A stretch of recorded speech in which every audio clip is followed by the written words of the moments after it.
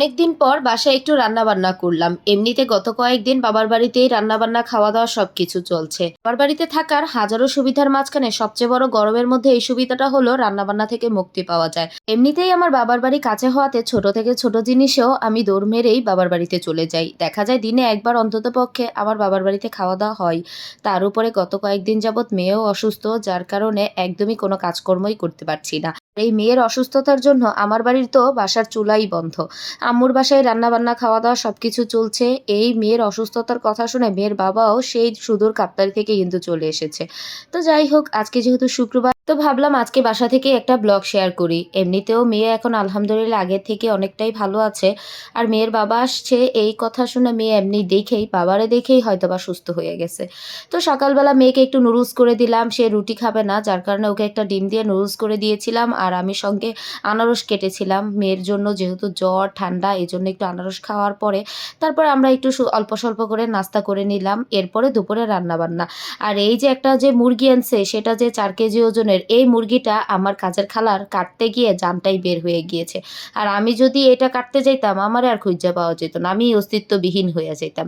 এতটাই শক্ত ছিল এই মুরগিটা, খুবই কষ্ট করে খালা এটা কাটছে। যাই হোক, কাইটা টাইটা পরিষ্কার করে দিছে। এরপর আমি রান্না বসাইছি। আজ সকাল থেকেই বাসায় রান্না বান্না করতেছি, একদম সকাল থেকেই বলা চলে রান্নাঘরে। যার কারণে আজ তো গরমও পড়ছে একদম সেই লেভেলের, যার কারণে আমার তো গরমে অবস্থাই খারাপ। এই ঘামতে ঘামতে আমি তো গরমে কয়েকবার যে গোসল করে ফেলছি ঘাম দিয়েই।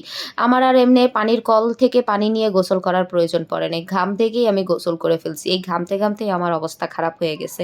তো মুরগিটা আমি ওইখানে ভালো মতো হচ্ছে গিয়ে কষায় টষায় এরপর সিদ্ধর জন্য বসাইছি।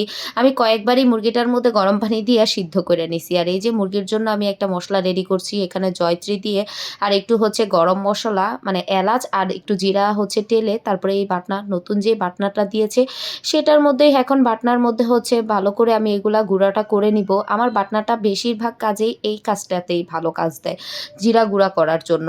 আর এই যে মুরগির যে আমি বেশিরভাগ অর্ধেকটাই আজকে রান্না করার জন্য নিয়ে নিয়েছি আর অল্প একটু আমি ফ্রিজে রেখে দিয়েছি। এরপর আমি আলু দিব আর কয়েকটা গোটা রসুন দিয়ে এরপরে মুরগিটাকে আমি আরও অনেকক্ষণ কষাবো। প্রায় আজকে 3 ঘন্টা আমার এই মুরগির মাংসটা রান্না করার জন্যই লাগছে। এতক্ষণ যাবৎ আমি রান্না করে রান্না করতে করতে আমারে আর কে খুঁজা পায়। এখন তো আমার কণ্ঠ শুনেই বুঝতে পারতেছেন যে আমার কি অবস্থা। জ্বর ঠান্ডায় একদম অবস্থা খারাপ ঘামতে ঘামতে। এরপরে চাল কুমড়াটা আবার রান্না করব রুই মাছ দিয়ে, রুই মাছটা ভেজে নিয়েছি। যদিও ইচ্ছা ছিল একটা মুরগির মাংসই রান্না করব, কিন্তু পরে ভাবলাম যে অনেকদিনই বাসায় রান্নাবান্না ঠিকঠাক করি না, না একটু ভালো মতো রান্না করি। আর এই যে রান্না করতে করতে মাথা গরম হয়ে গেছে না, তেল ঢালছি একদম বোতল থেকেই, একদম সরিষার তেল এতগুলা পইরা একদম নদী বানাই ফেলছি। পরে তেলটারে কমাই নিছি। সকালে যেই হচ্ছে গিয়ে আমি একটু ডাল রান্না করছিলাম রুটি দিয়ে খাওয়ার জন্য, সেই ডালটাই রয়ে গিয়েছিল, পরে আবার এটার আমি ভর্তা করে ফেলছি। এখন এই তো মুরগির মাংস তো রান্না করলাম, আমি কাঁঠাল বিচি দিয়ে ভাবছিলাম যে ফার্স্টে একটু মুরগির মাংস রান্না করব। পরে মুরগির মাংসের অবস্থা দেখে আমার শখ মিঠে গেছে। আমি পরে এটাকে চিংড়ি মাছ দিয়ে একটা আলু দিয়ে আমি হচ্ছে চিংড়ি মাছ দিয়ে কাঁঠাল বিচি রান্না করছি। তারপরে তো আমার জামাই নামাজে গিয়েছিল, আসার সময় আম কিন্তু ফ্রিজ ভর্তি, তারপর আম নিয়ে আসবে। মানে আমের দিনে তার আমরা আনতেই হবে, মানে যতবার যায় বা যতবারই আসে ততবার কতগুলো করে আম নিয়ে আসে। আমার এখন আম দেখলে মেজাজটাই গরম হয়ে যায়। সঙ্গে আবার একটা মেয়ের জন্য দই নিয়ে আসছিল, কারণ মেয়ে তেমন করে জ্বর থেকে ওঠার পর কিচ্ছুই খাইতে চায় না। সবকিছু শেষে আমি সবার জন্য খাবার বেড়ে নিয়েছি, সাথে আবার করলা ভাজিও করেছিলাম, সেটার ভিডিও করতে ভুলে গেছি।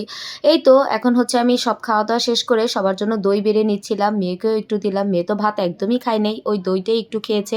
পরে আবার একটু আমও কেটে নিয়েছিলাম, যে আমগুলো আনা হয়েছিল ফজলি আম সেগুলাই। এই তো ছিল আজকের মতো, টাটা বাই বাই।